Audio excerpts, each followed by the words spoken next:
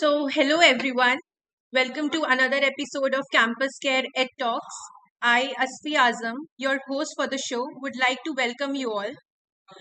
Ed Talk is a platform where educators and leaders come on board and express their viewpoints related to education and society. Our topic for the discussion is comparative analysis of NEP with previous education policies and its potential impact on educational governance and decision making. And to express their viewpoints on the same, we have with us Dr. Kajal Chatija, Director United International School, GEMS Pune, as a moderator. We welcome you, ma'am. Thank you so much for having me here. I'm really looking forward to meet all the great edu leaders. Thank you, NTAB. Thank you, ma'am. In our panel, we are having a very warm welcome Mr. Prashant Sudhir, Principal, Sanskar Dhyanipith, Maharashtra. Thank you, ma'am. Pleasure to be here. Great, sir. Next, we are having a very warm welcome Miss Swati Sirangam, Principal, Sanskrit, the school Dilshuk Nagar, Hyderabad. Thank you, Asvi. Thank you for inviting me for this webinar. I'm very honored. Next, we are having a very warm welcome Mr. George, PS Principal, Bharati Vidyapeeth, EM School, Pune. Thank you very much. I'm looking forward for fruitful discussion and getting more insights about NEP. Yes, sir. Great. Next, we are having Miss Sapna Agarwal, Vice President, Radcliffe School, Kharghar, Navi Mumbai. Thank you, team. And it's good connecting with all the esteemed members over here on the panel and looking forward to a very invigorating session today evening. Thank you so much. Thank you, ma'am. Next, we are having Miss Riyanka Arzare, Principal, BAPS, Swami Narayan Vidya Mandir, Silvassa. Thank you, ma'am. Thank you for providing the opportunity to talk about. We welcome you, ma'am. Next, we are having Miss Hemlata Khedkar, Principal, Angel Mickey Mini School and Junior College, Hadapsar. Thank you. Thank you for giving the opportunity to be here to share our views with you all. And we will also get an opportunity to hear from all of us. Welcome, nice to see all of you here. Thank you. Next, a very warm welcome, Miss Kiran Mai, Vice Principal, Delhi Public School, Warangal.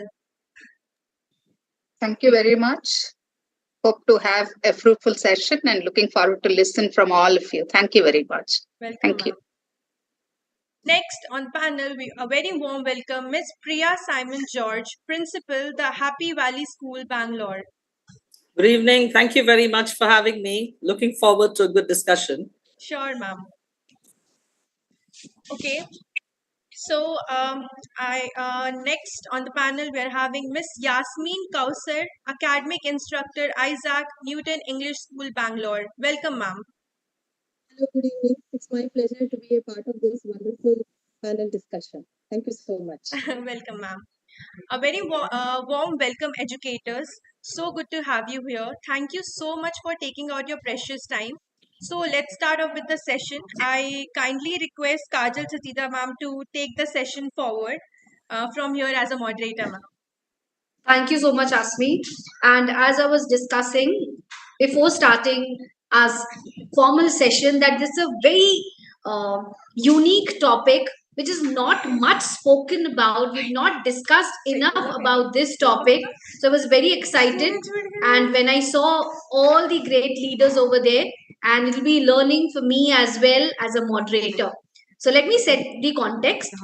So the unveiling of the new educational policy, NEP, it signaled a paradigm shift in education strategy and diverging from its predecessors from where we started. And then by contrasting the NEP with prior policies will give us a great insight that it becomes evident that it's innovative in nature, structural revamping, and emphasis on inclusivity. It aims to address past shortcomings while paving the way for a more equitable learning landscape. So, this comparative analysis will illuminate a transformatory transformative trajectory for educational governance and decision making. So, reshaping the educational domain. So the NEP's vision is not only about redefining the principles, but also it holds the potential to revolutionizing the governance, fostering a more adaptive, holistic, and globally competitive education system. So, from here, I really want everyone to share their insights, and I'll be posing one question to each one of you. So to start with, I welcome Swati ma'am from the school Dilsukh Nagar, Hyderabad, and her question is, how does the NEP differ from previous educational policy in terms of its vision and objectives? Swati ma'am, over to you. A warm good evening once again, everyone here, the panel of educators. Kajal, thank you so much for inviting me and posing this question. In fact, before we start, I would like to acknowledge and appreciate NTAP for bringing all the educators from different zona, I mean different areas, different parts of the state, bringing them here.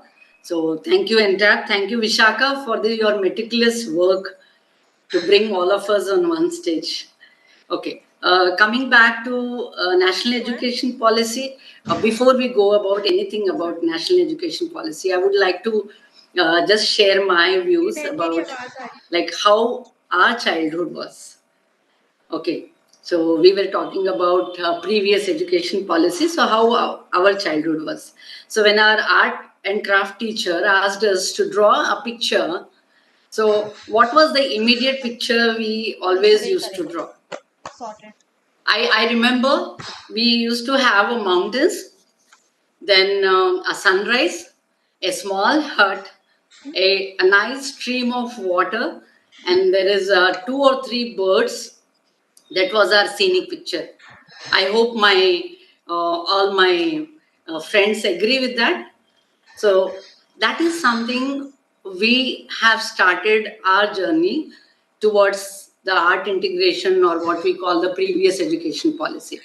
In fact, when we talked about, I never know that alligator also starts with A. So I was having this, that A for apple, okay, A to Z. Now I'm calling it as Z, okay, because I'm adapting to the generation Z now with them. So I'm saying Z. For me, earlier it was the sound of Z. So I used to learn in early childhood education A to Z. A for apple, B for bat. Though I never observed yak, Y for yak. So it was always Y for yak for me. I don't know that any other word starts with Y. So there is a significant departure from that old education policy, and which is revised again in 1986.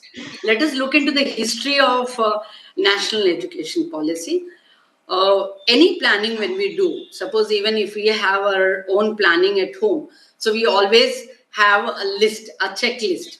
We always say this is a checklist and we have to go with the planning. Maybe it's any planning. You can imagine in a home structure with 4 or 5 members, when we are going with such a structural planning of morning 8 to evening 9, what we are going to do maybe on a holiday time.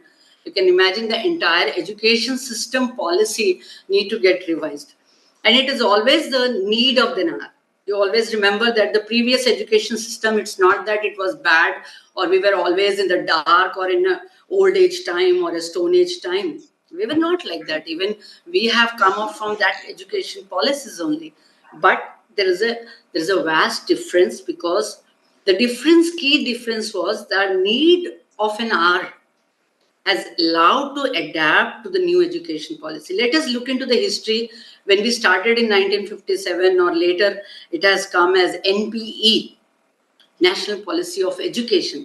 Later, it got reformed in 1986 with the National Education Policy. The new education policy places a strong emphasis on a holistic growth of a child. So can we say that we never had this holistic growth of child? Can we say that 10 years back we were not holistic, we were not good enough? We were, but there was a continuous process which was framed. Suppose I say the career growth, if the industrialized revolution happened, once after our independence, 1957, then later there was a globalization happened, industrial revolution happened, there was a need of job oriented.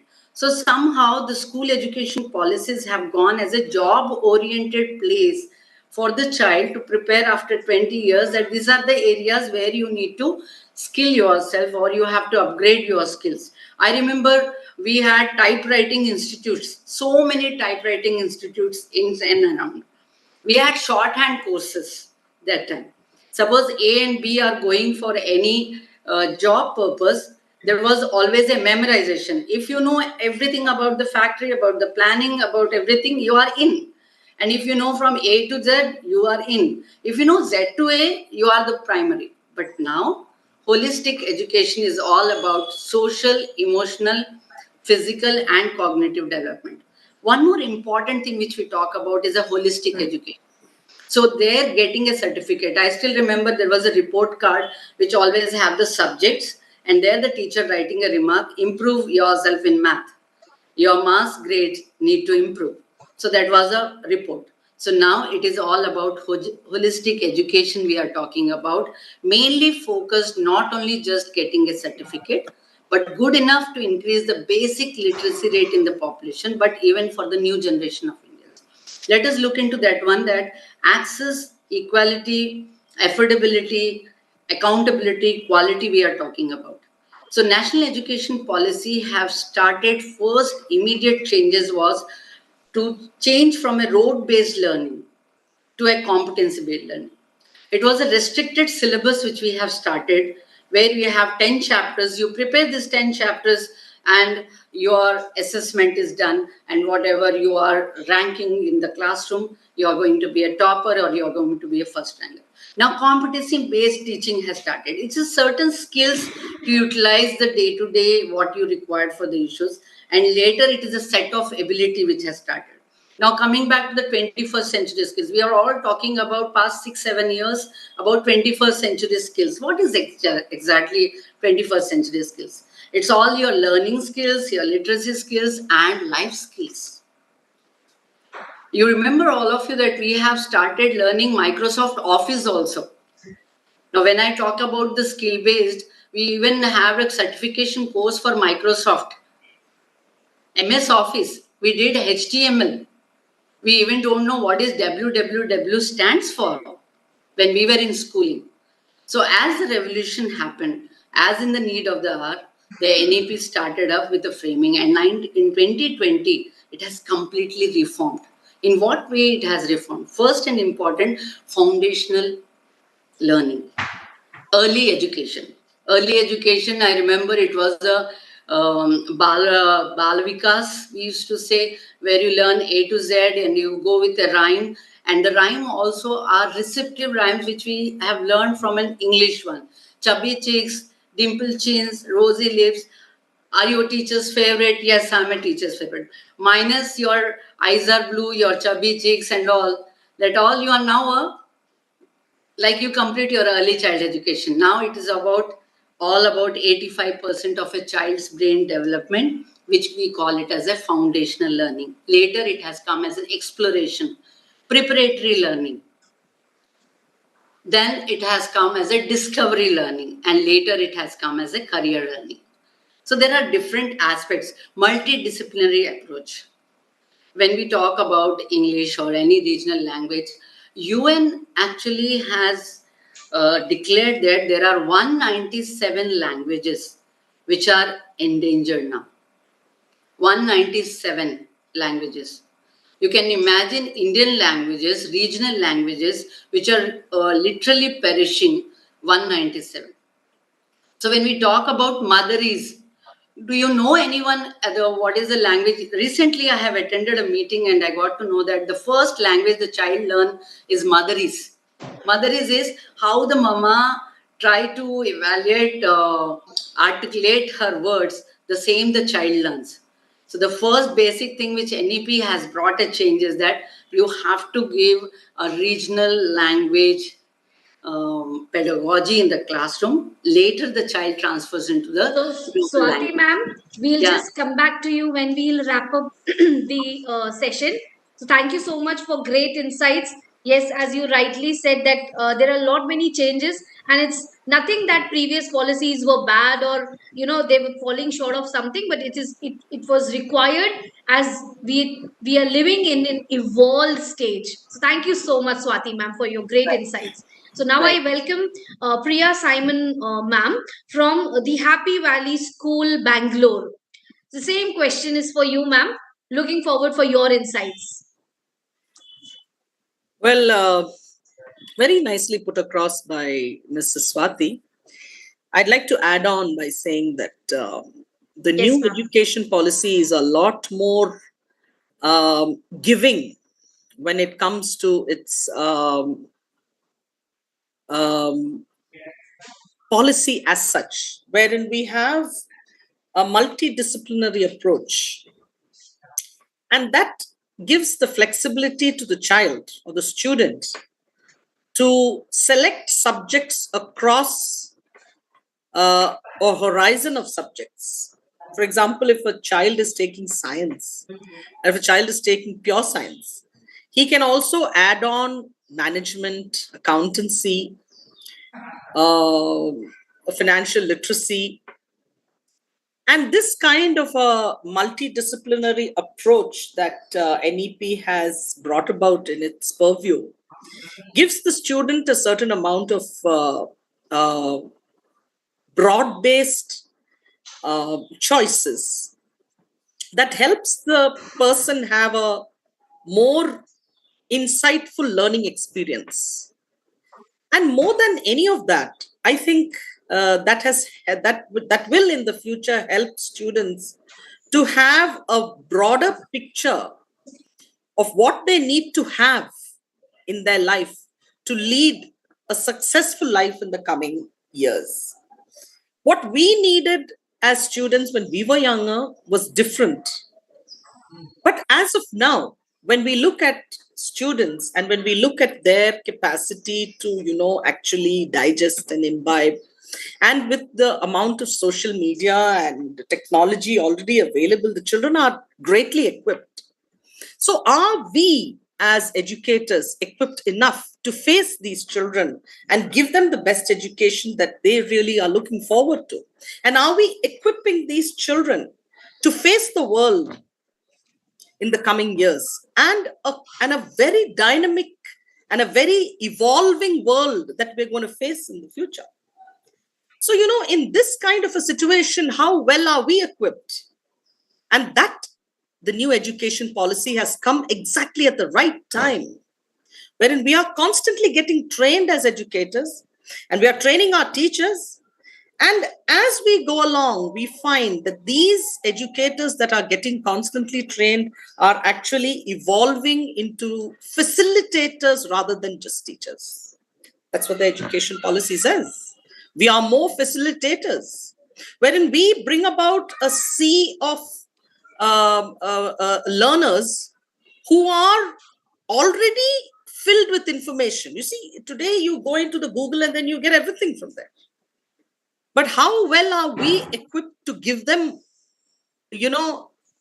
what they actually should be having? And that's pretty large picture that we have to paint.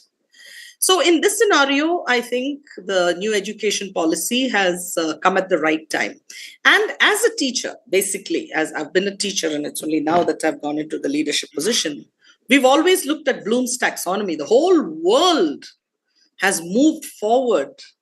But when we looked at the education policy in the previous years, we were way below on the Bloom's taxonomy. We were all just in the knowledge. But right now, we've just catapulted and we are almost into creativity. And that's something that it's really commendable. And now when we look at the demand of the new education policy to come up with a multifaceted progress card which the Prime Minister is also very strongly looking into. He says that it should be a holistic progress card, the HPC, which the CBSE and the NCERT are now working on, and they are researching on it to bring about a holistic progress card, wherein every discipline of a child's life is going to be analyzed, and it's going to be a joyful progress card. We're not going to be looking only at the marks. We're not going to be looking only at the academic progress, but we're looking at the person.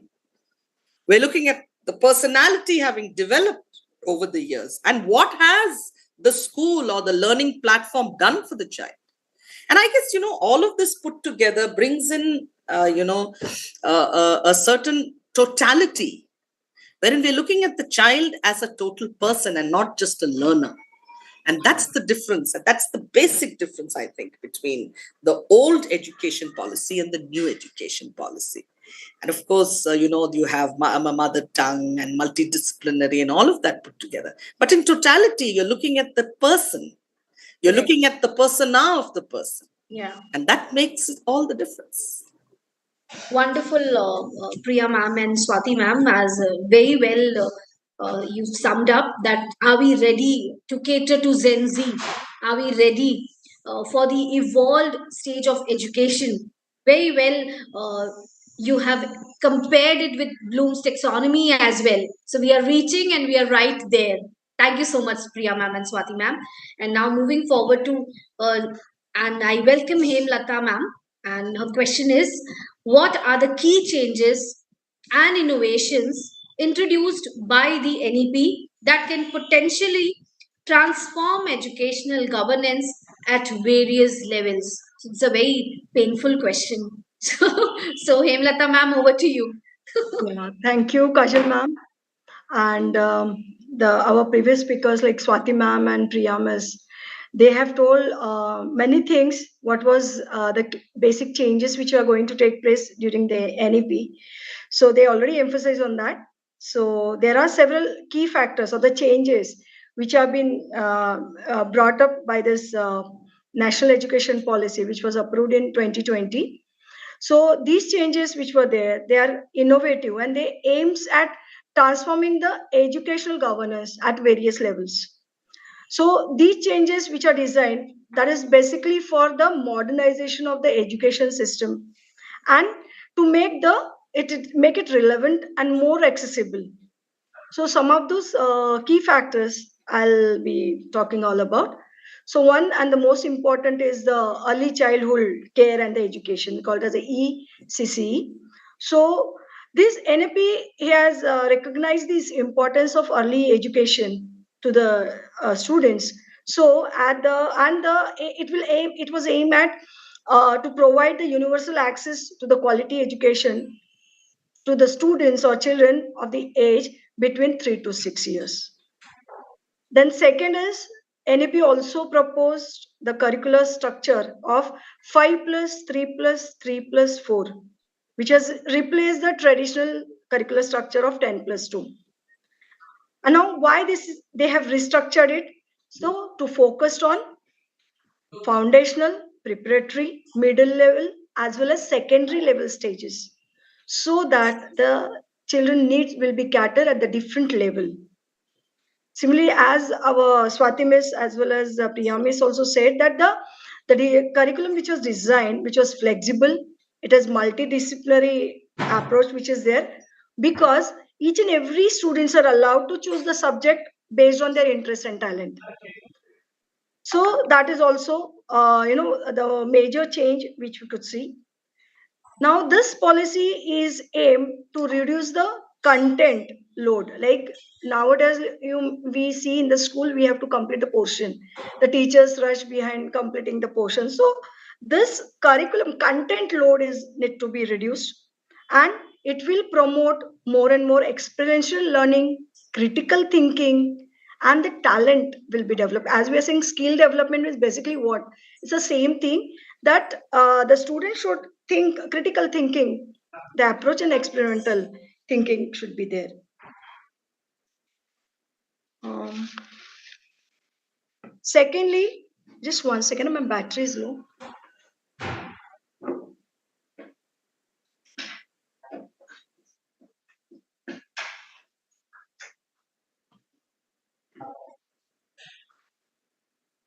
So this is what the more emphasis is given on the early childhood literacy and the numeracy also. And teachers are, we have to train the teachers to teach and use more and more innovative pedagogical methods, so that students will not only learn, but then they will be practically applying those things in their day-to-day life. So this is also there. Then along with that, the National Research Foundation, they have proposed some funds also to promote the research in the higher education institution. So based on that, the as we are talking about the experimental learning that will take place. Similarly, as we said, along with this, the students will be having the facility of multiple entry and exit points. And at very stage, they will be getting, they can earn the certificates, they will get diploma and the degree, depending upon the duration of the course the child is going to adopt. So thus, that will be, very useful for the students. So at any level, as per the convenience, they can exit again, entry points will be there. But then when even if they exit, they will get certain certification, it will be acknowledged and it will be helpful for them. As you know, that NEP also emphasizes on continuous professional development of the teachers. They like as it caters the need of the students, it also the teachers also for their professional development. So the regular trainings and the supports, that is also suggested.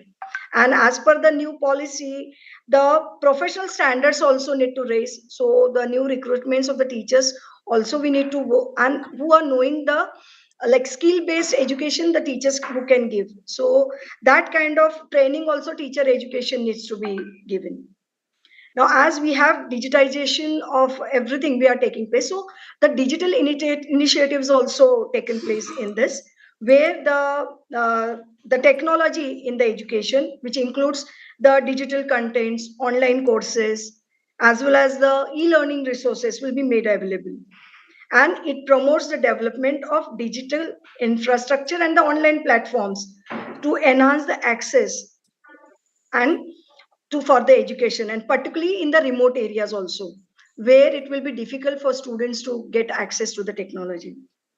Now apart from this, like student base and as we said teacher related, these initiatives are taken place. Along with that, there are certain major changes which are taken place, that NEP they have proposed the establishment of NETF as well as HECI. Now what are these bodies are going to do? They promote the autonomy and quality in the higher education. And the old one like UGC and AICTE will be replaced by these institutions, and they will promote this. Now along with this, as we already said our previous speakers, that inclusive education will be there, which will help to cater the bridge the gaps to access the education, specifically who are underprivileged one. So it will help into that. Similarly, it will also cater the needs of the students who are like children who are with the various disabilities, and the efforts will be made to improve the quality education. So these are the basically things which are related with the education which has been given.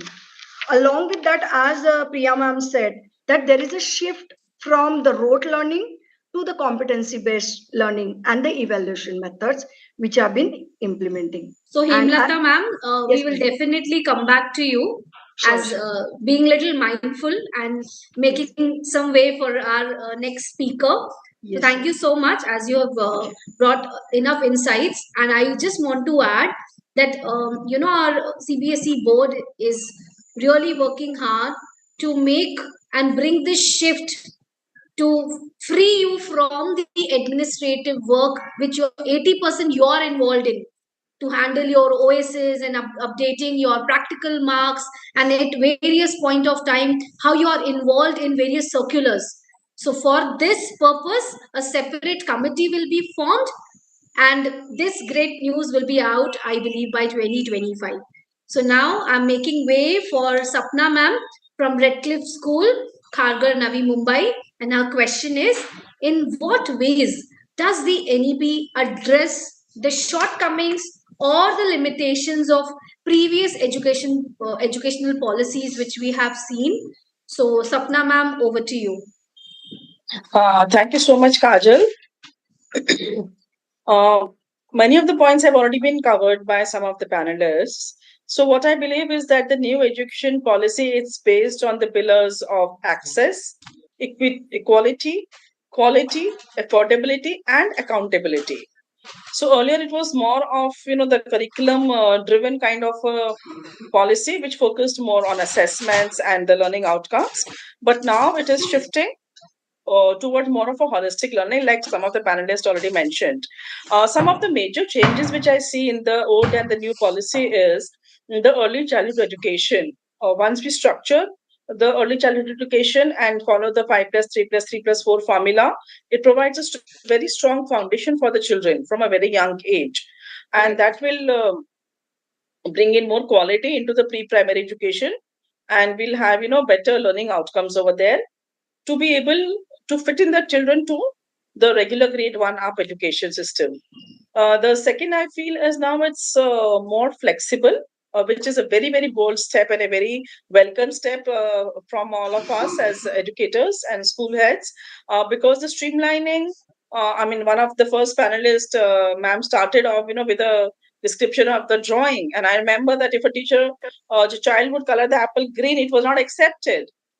Now we know that, it is the learning, it is the perception of the child. And Ms. Priya also spoke about the person and the persona. I think it was wonderfully put by her. So that is what we are looking at. So we have to give the option to the children to choose the subjects of your interests.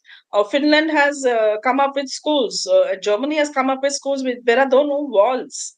It's an open school. The child is free to move from one class to the other class. And this contrasts with the rigid and the limited subject choices in the earlier policies. The third change between the two policies is the multilingualism. We do see some challenges in implementing it wholeheartedly, but yes, that will also give an opportunity for more inclusivity, especially in the rural areas. The literacy rate will definitely go up. So it's a very, very important step that has been taken. Teacher training and professional development was anyway part of any CBSE school, but now with having a more structured training programs happening, financial literacy programs, mandatory 50 hours training for the school teachers, and the pedagogical training for the school leaders, I think it is going to make a drastic change in the way the subjects are learned by the students. I would not say taught, because this is going to be a drastic change in the teaching pattern as well. So that's a very welcome move again. The next thing, what we always used to struggle with is, we were mostly focused on the board grade marks and the fitment of the students into the colleges or for higher education or career.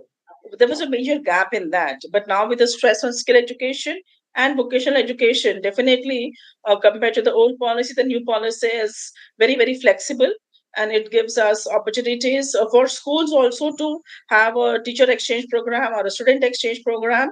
So it has more of bonding amongst the school leaders, more of supplementing each other's strengths, so that the children, I may have because every school will have limitation in terms of the numbers of faculty they can hire. But if a neighboring school has a particular faculty, we can always have a teacher exchange program. So it really widens up, how we can interact with each other, how we can support each other for the learning of the students. So that is one very important thing. The next I feel is, although we did talk about, research and innovation, but always in our minds we had that IB curriculum is more focused, it is more research based, whereas CBSE and ICSE are more theoretical based. But now the new policy, compared to the old one, stresses more on innovation. We have to have the thinking labs or the innovation labs in all the schools. Let the child go and experiment, let the child go and learn. We have to develop that kind of mindset in the students, which is very, very important. And that is what I've tried to do at my school. So one lab with all kinds of material, and the children are free to go and just explore themselves. So that's innovation and research is a very big focus of the new policy, which is going to make a difference in how the children start thinking critically and analyzing things. Technology has always been used, but it is more now. We're talking more about AI inclusion into the learning, teaching no pedagogy. So it's again going to be very, very important factor, because we've always been talking about 21st century citizens. We've been talking about future citizens, but now is a time where we have to think not 10 but maybe 20, 30 years ahead, and try to develop those kind of skills in our students. No, I feel that the new education policy provides a very comprehensive and a framework which unifies the education system pan India. One of the major challenges which we felt as per the old policy was that every state had its own curriculum. They had their own board exams. So for parents who are moving, and with so much of movement of the parents nowadays in the last one decade or more, it gets very difficult for the children. But with the NEP being followed all across the nation, I think that's a very, very big support that we are extending to the parents and to the students, so that they are not worried about, oh, how will my child cope up. They know that I have the flexibility to learn my way, I have the flexibility to choose my subjects, I have the flexibility to do things in a certain way in any school that I go to. So I think these are some of the very drastic and very, very important changes which will set a milestone in the total education system in India. So that's my take on So this. Thank you. thank you so much, Sapna ma'am. That was a lot of a rapid fire insights which you have brought in, and you've rightly pointed out that the forgotten 3 years. We've focused on those forgotten 3 years, and we've added our Anganwadis, and as Swati ma'am had also added that point. And I wish to bring everyone's attention in the and let's take a deep dive in the NEP. What states very boldly, like if NEP is implemented at the foundational years, you've already achieved the battle. You've already set, you have stepped, like we always say, like you have, made the mark in the child's life to embrace innovation and bring in all the flexibility what Sapna ma'am was talking about. So thank you, Sapna ma'am. I totally agree. Thank you, Kajal.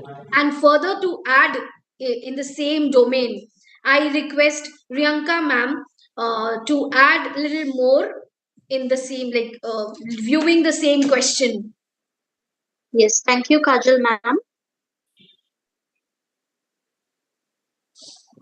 Yes, ma'am, you're audible, ma'am. Yes. Over to you. Okay. Thank you, Kajal ma'am, for this. A brief idea has already been given. But I would like to say that it is not just a policy document, it is the key to unlock the future that reimagines education, transcending the limitations of the past and propelling us into a world of more inclusive, engaging, and effective learning. I would like to begin with a profound shift in our approach to education, that is the holistic approach. In the traditional classrooms, the students often find themselves in the monotony of memorization, struggling somewhere to connect the dots and striving to recall the facts and figures, trying very, very hard. However, the advocates for an education system that encourages active thinking and problem solving. Just imagine a science class where students don't just memorize the periodic table or mug up long answers, but actively engage in experiments to grasp underlying concepts. This is a dynamic approach that nurtures critical thinkers and creative problem solvers. Another important aspect, as already told about, is the early childhood learning. The NEP throws light on it, and the importance of which cannot be understated. The NEP recognizes that the foundation for lifelong learning begins in the early years. Yet, in the past, this critical phase was often overlooked. The NEP sets the stage for an environment where children aged 3 to 6 are encouraged to learn through play, exploration, and joy. Think of children building blocks, venturing outdoors, experiencing the world around them, all while absorbing the essential knowledge. I think it is very, very important to change the scenario. Another thing which NEP addresses is the flexible curriculum, which Sapna ma'am has already discussed, because the education is not a one size fits all endeavor. In traditional model, students are handed a rigid curriculum with limited room for individual interests. Here, the NEP champions diversity in learning. Students are encouraged to chart their educational journey by choosing subjects that ignite their passion. Like a student is captivated by robotics, they can opt for robotics alongside their core subjects, creating a curriculum that resonates with their interests and aspirations. Earlier, it was not like that. I'm not telling that the previous policy was bad, but everything needs to be updated as per the need of the time, right? Now, in the past, we have seen that I had heard about some incidences where students were reprimanded for speaking in their native languages at school because it was not allowed to them, which left them feeling depressed and alienated. But NEP addresses this issue by encouraging the students to communicate in the languages they are most comfortable, whether it is Hindi, English, or any other language. Yes, I am talking about multilingualism, which embodies the spirit of linguistic inclusivity and is a part of NEP now. Integral to this transformation, the emphasis on teacher training is there in this policy. Inadequate teacher training has been a persistent issue in our education system. Now, the NEP places a strong focus on improving teachers' education and professional development, recognizing that the well trained and motivated teachers are pivotal to the success of any education policy. And as Priya ma'am said, that it's time to match the new generation's level and we have to upgrade ourselves. Additionally to this, the NEP also introduces the skill subjects, 21st century skills, life skills, technology, etc. It acknowledges the importance of the students acquiring practical skills alongside the traditional academic knowledge, ensuring that they are not just academically equipped but also prepared for the real world challenges. So it's time that we embrace this transformation through a holistic approach to education, early childhood learning, a flexible curriculum, multilingualism, teacher training, and the integration of skill subjects, life skills, and all. We are standing at the threshold of the new education landscape, one that redefines the way we learn and grow. Because NEP is a visionary blueprint that propels us towards a future where education is not only just a memorization, but an active understanding, not just about uniformity, but embracing the individual's interest and not just about one language, but celebrating linguistic diversity. And also not just about the students, but also about well-prepared, motivated educators. So this So Priyanka transformation ma'am, is not just about that's the best preparing students quality for today. of a It's speaker. about equipping them for the future where they will be critical thinkers. Yes, ma'am. So Priyanka ma'am, I was just addressing while you were speaking that's the best quality of a speaker, where like one panelist where you have given in talk about and you brought all the important points like multilinguistic approach, teacher training, bringing skill subject, life skills, and even bringing technology, and you have already summed up also.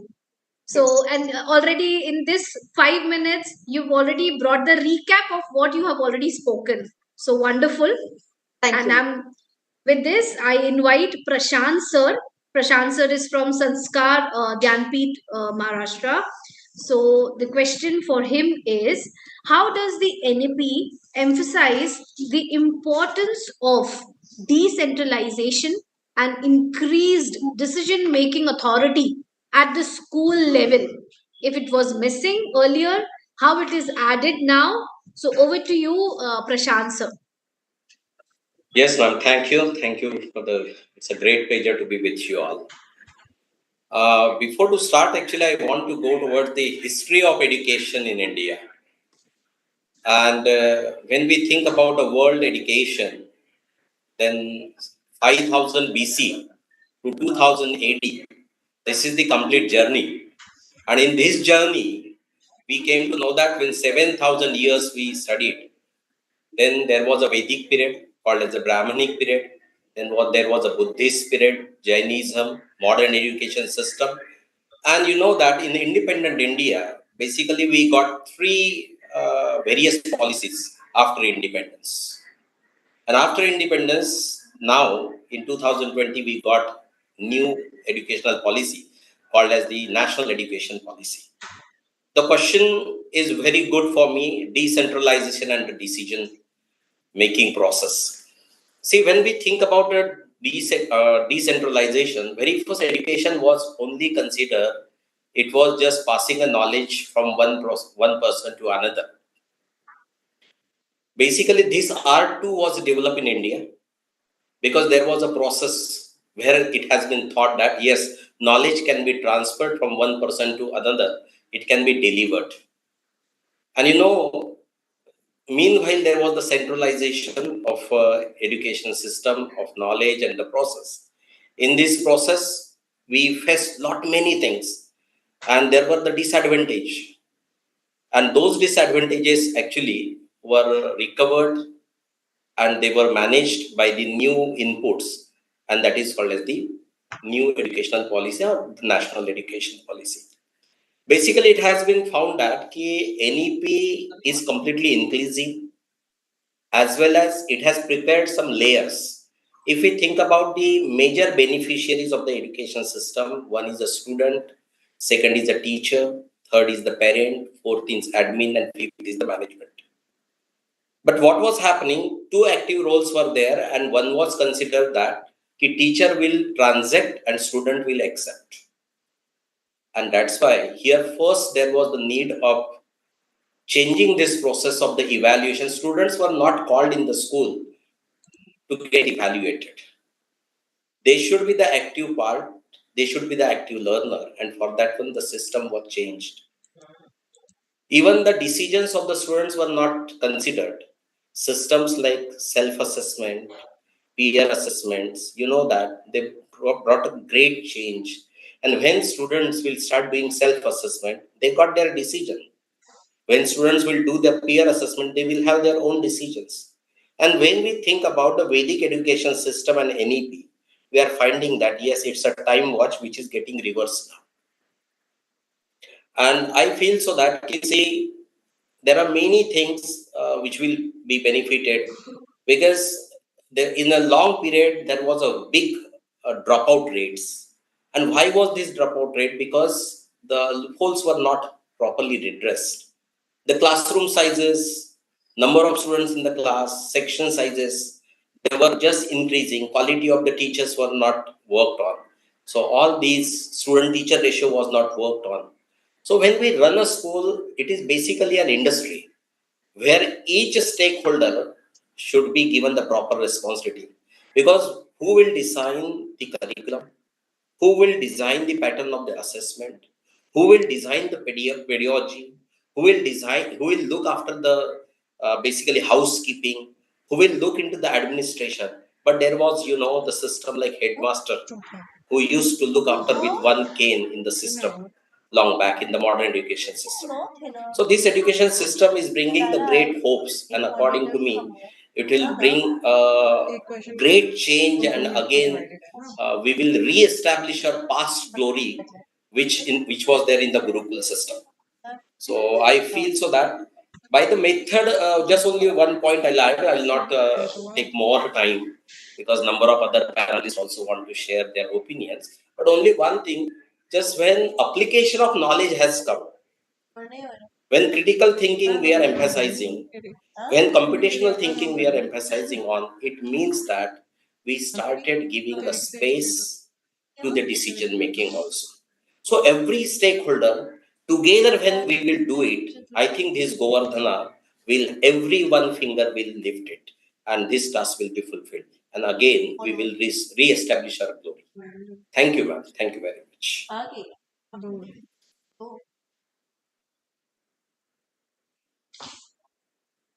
Your mic is off, I think so. So thank you so much, Prashad sir. I was saying that you took us to Gurukulas, and in just 7 minutes, you've taken us from Gurukuls to tech-based classrooms. Wonderful insights from your end. So I request Yasmin ma'am to come forward. And her question is, how can the NEP foster collaboration and coordination among different stakeholders involved in educational governance, such as principals, teachers, parents, and local communities? As very well put up by George sir, like how we are going to touch base on all these layers. Over to you, ma'am. Good evening, ma'am. Am I audible? Ma'am, you have to be a little louder. If you just check your. Okay, ma'am. Now am I audible? Yes, ma'am. Yeah. So a lot of insights with respect to NEP 2020 is shared by the educators here. So now when a question is being posed to me with respect to stakeholders. So what are stakeholders actually? So this is the word which has been repeated in our NEP document. Nearly 70 times in the document it's been repeated. Stakeholders. So today the question is also on the same topic. A stakeholder is anyone who is involved in the welfare and success of a school and its students, including administrators, teachers, staff, students, parents, and community members. The National Education Policy 2020 is the first education policy of the 21st century that aims to address the growing developmental imperatives of our country. This policy, it lays emphasis on the development of the creative potential of each individual. Firstly, I would like to brief the role of principal and teachers in NEP collaboration. Teachers truly shape the future of our children and our nation. The quality of teacher education, recruitment, deployment, service conditions, and empowerment of teachers is not where it should be, and as a result, it does not reach the desired standards. NEP aims to have comprehensive teacher recruitment, planning, forecasting to fill all vacancies with qualified teachers with suitable incentives for career management. Teacher education programs are given importance that contribute to the holistic development of pupils. Now, in collaboration with parents and other stakeholders, teachers will also be more involved in the governance of schools, including the members of the school management committees. To help ensure that schools have positive learning environment, the role of principals and teachers includes developing a caring and inclusive culture at their schools for effective learning and the benefit of all stakeholders. School principals and leaders too will have similar leadership or management workshops and online development opportunities to improve themselves so that they may share the best practices with each other. When schools, districts, parents, and community groups collaborate and align their efforts around student achievement, more students will succeed and public education will be at its best. And as a result, enrollment will be increased. So it is therefore believed parents school partnerships improve schools, strengthen families, build community support, and increase the student enrollment in schools. So, as we are talking about the stakeholders and collaboration of leaders fostering for the development, I can say there are some roles and responsibilities of parents also. So, what are the parents' role and their responsibilities? The first thing is encouraging the children, educating the children at home to be aware of the school policies, programs, rules, and their routines.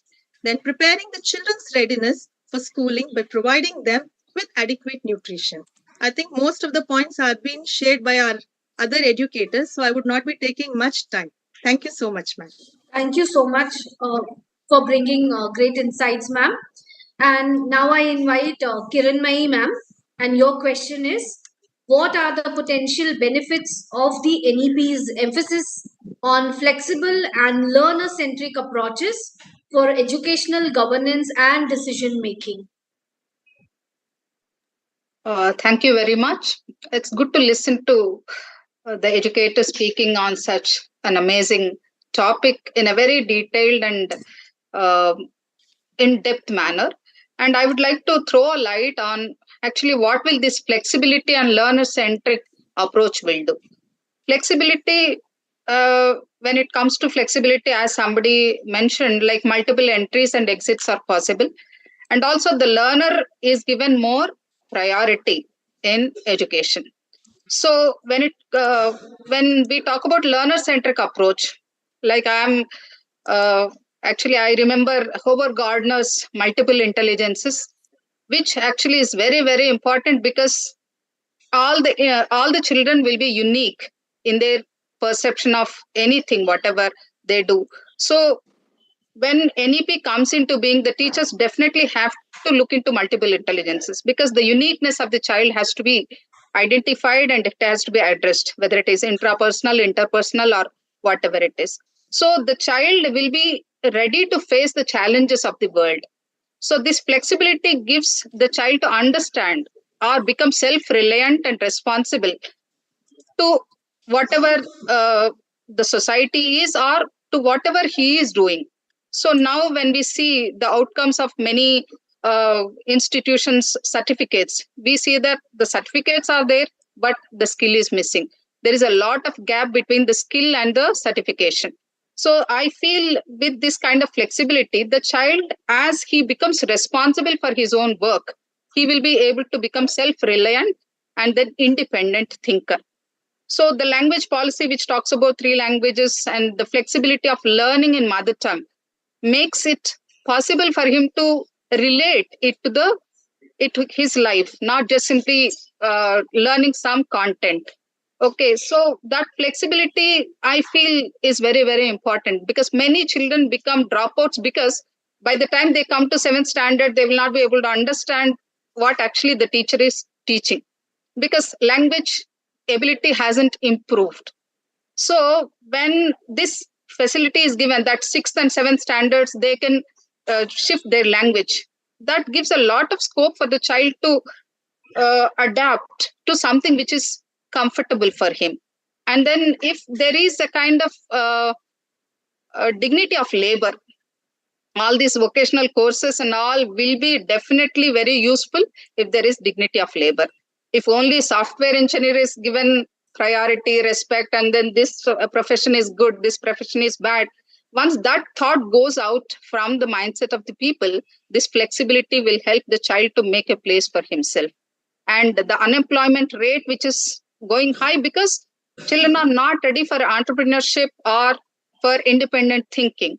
So when the flexibility is there, like after 10th you can drop out and then you can continue your education when you want. So that facility will help him to become more independent and become entrepreneurial. That is very, very important for us because India has to become self-reliant. From developing countries to, we have to reach the developed country. So the research says that in developed countries, whether it is Japan or America or anywhere, education goes on in their mother tongue. And later, whatever they want, they can adopt and they can go ahead. So NEP, to my knowledge, that regional, maybe there are a lot of hiccups, there are hindrances, but even then, as educators, if all of us look at it from a positive perspective, definitely it is possible. So the flexibility definitely helps to build the gap between education and employability. Thank you very much. Thank you so much, Kiran ma'am. That was a very learner-centric insights, I must say. Thank you. Thank you. Thank you. And the next question, which is coming up, this is my favorite, and that is the reason I kept it towards the end. Because I wanted to know what George sir is doing about this and what are his insights. And the question is, what are the potential challenges? As whatever we have discussed about the celebrations, what we were missing and how we have bridged the gap, right? how we are bringing collaboration, as collaboration is considered as the heart of innovation. So this question is all about potential challenges that educational leaders like George Sir may face in implementing the NEP's governance reforms. So how are you doing it, sir? Over to you. Thank you very much and good evening, and all the panelists and the viewers of NTAP to the YouTube channel. Thank you, Kajal Madam, for keeping this question to the last so that I was getting a lot of time to make more challenges from the inputs what the educators were talking about. I was making new challenges and other things. And India is a country of 1.2 billion people, and it is sure that we are going to have some challenges. And of course, there was challenges in 1968 when the first education policy was implemented, as well as in 1986 when the policy was implemented. There was challenges, and we have overcome that. And many of us are the products of that education policy itself. And those who made this policy were also the core team of this education policy were also the product of that education policy, which implemented in 1968 and 1986. Without any doubt, we can say that this policy is India's launching vehicle to the 21st century. But the successful landing depends on multiple challenges, which is to be addressed in the coming days. We cannot be blind enough to say that it's a good policy. Next 5 years, if we can attract some of the students from our schools and colleges to join the teaching profession, I will really say that it's a good policy. Have you ever made a study of the last 10 years that how many of your students have become teachers? How many of you have displayed the achievement wall that these are the teachers of our school? Those who, if a policy is really good, that it should attract more manpower to this profession and more teachers should join these schools to take this policy further. But I feel that that is not the reality. The changes should happen from our B.Ed colleges where the real implementers of this policy are prepared. We can't be blind enough and say that, no, it's going on. It's not going on at the ground level.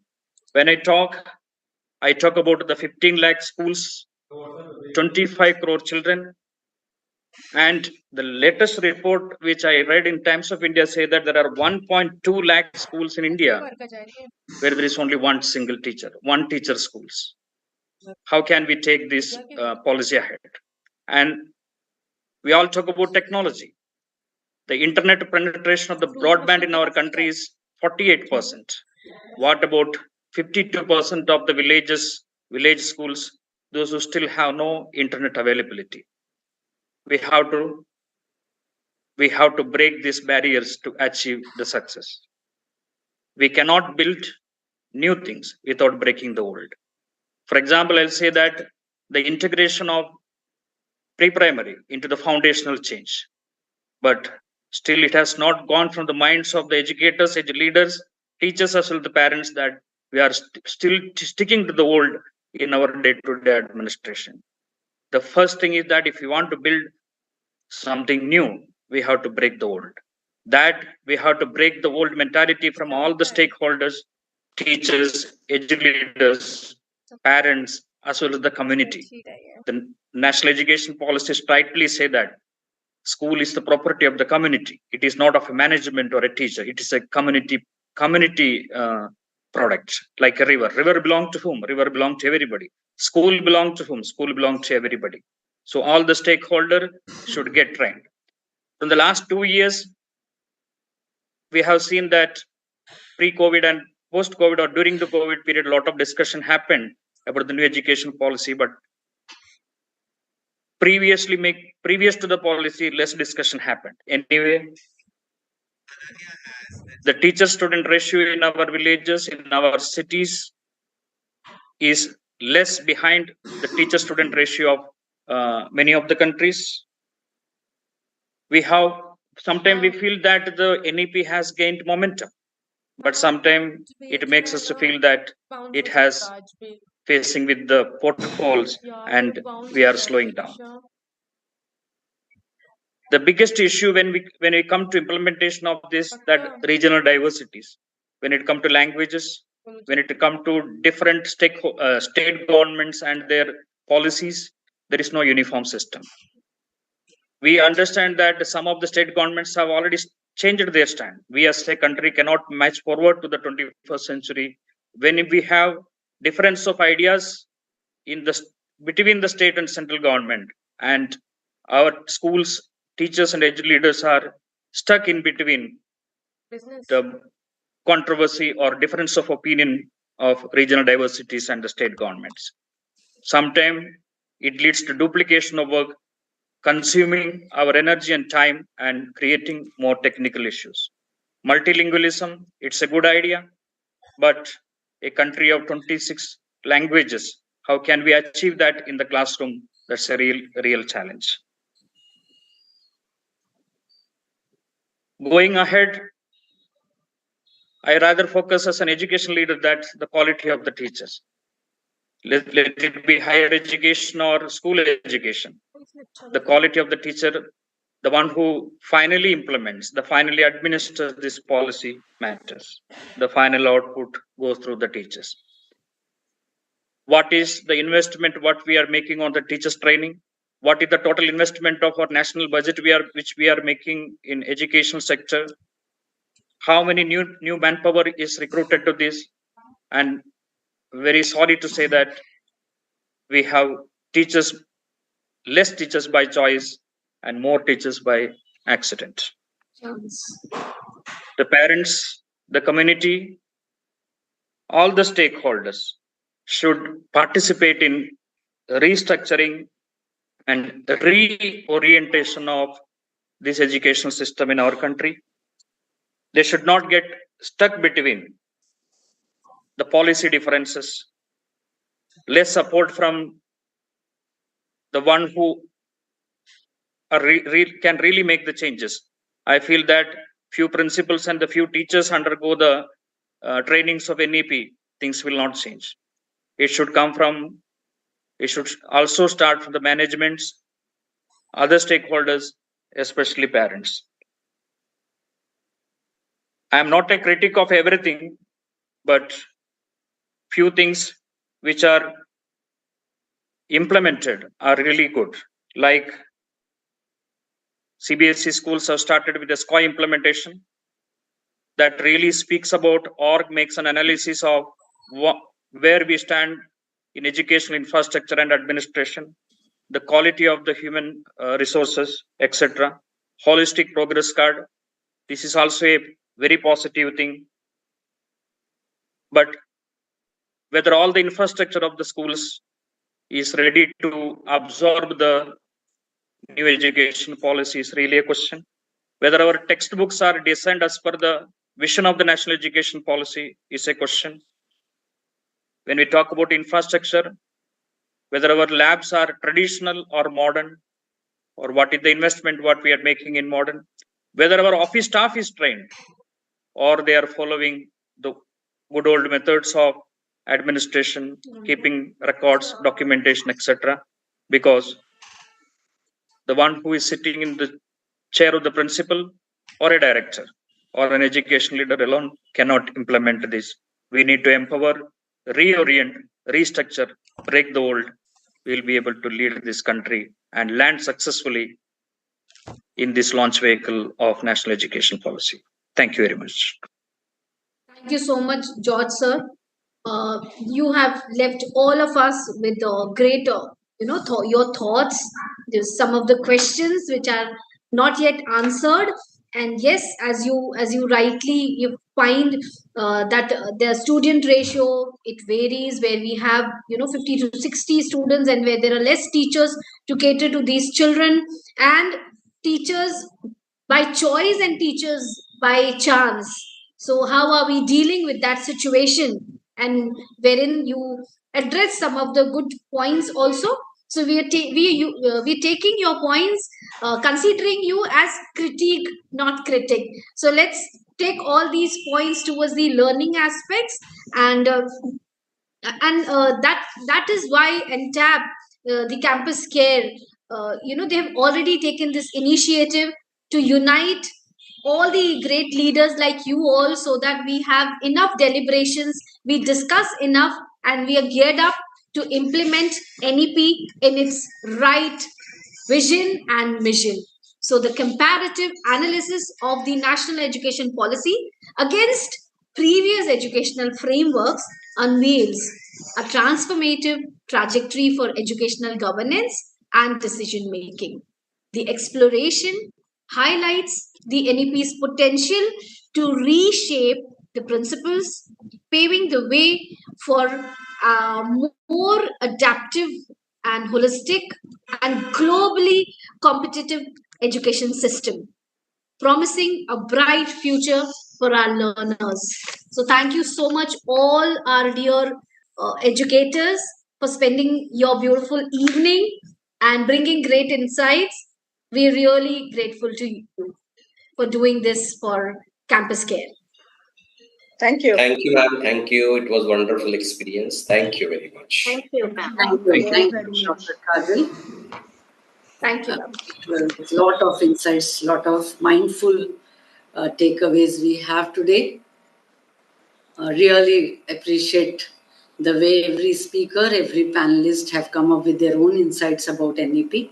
I'll just end with one word, that belief system is always required. When we started with the Bunyadi Siksha, Padhega Bharat, Badhega Bharat, so we have that belief system that in another 10 years, in all the entire world is looking upon us now. They look upon to us. So we are believing that NEP will definitely go with a launching vehicle. How our ISRO has gone to South Pole, even our national education policy will trigger even in the remote areas, as George sir mentioned. Thank you so much. Hopefully, it will be the North Star for all of us. Thank you. Yes. So, thank you so much, educators, for imparting your knowledge and experience on the topic. It was indeed an insightful and informative session where we discussed some real life experiences. Looking forward to much more sessions like these. And on this note, I, Asfi, the host of the show, would like to sign off. Have a great day, everyone. Thank you. Thank you. Good night. Thank Good you. night, ma'am. Thank you. Good night.